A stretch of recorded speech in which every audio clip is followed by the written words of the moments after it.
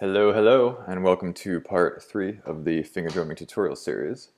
In this episode, we're going to cover technique to utilize this finger drumming layout and get the most out of it. So let's get right into it.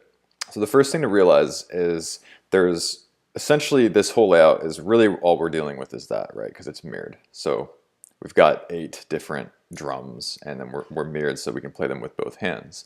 So the first thing that you want to keep in mind when playing with this is that we basically want to have the middle fingers control this outer column, and then the pointer fingers control this inner column. And the key is to not cross-contaminate. We don't want to play this column with our pointer finger, and we don't want to play any pads on this column with our middle finger. And when you're first starting out, you're going to find that it's really easy to do that.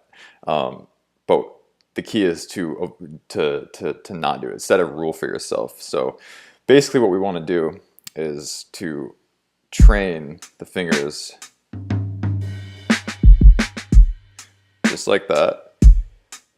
And so to start out, just focus on these bottom 2 rows, right? Because this is the foundation of the groove.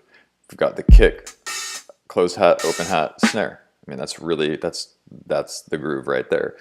The toms, ride, and crash are definitely important, but they're not as important. And so we can leave those out for now and just focus here.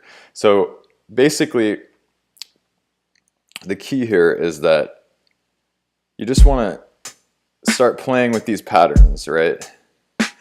And another really important thing is to practice alternating, right? So you see how I'm alternating like this instead of going, which is fine too. And you'll notice that when I play, a lot of times I will do that. But because I've practiced going like this, then I can do fancy stuff like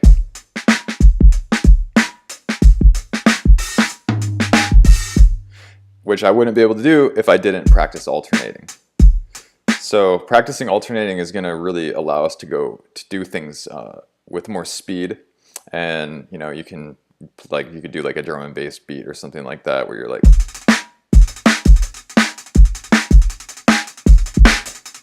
right? So yeah, the more you practice the alternating, the better. So again, just focus on these for now.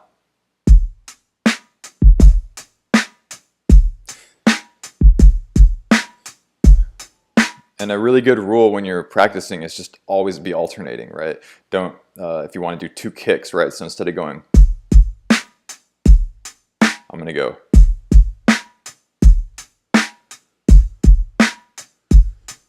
So again, it's going to feel a little awkward at first, but once you get a feel for it and you start to embody it, I mean, it was just a couple hours of practicing with this before I was really able to hold down a groove and stuff. So yeah. That's pretty much it.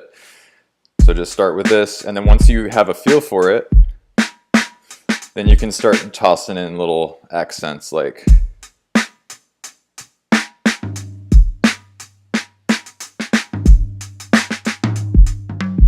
oh, see, I just went like that. Don't do that. That was a mistake on my part. But anyways, I think you get the point. So don't overwhelm yourself. Just start with here. These are just kind of extra, but if you can hold a groove, then you're halfway there. And all you need is just these 2 fingers. It's there's not that much going on, and then it's just a matter of finding interesting patterns, and then just getting used to those patterns, right? You just start right here, and then once you get this down, you can do stuff like that.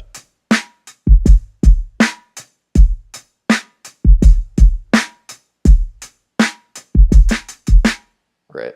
So anyways, practice, have fun, enjoy, and we'll see you next time.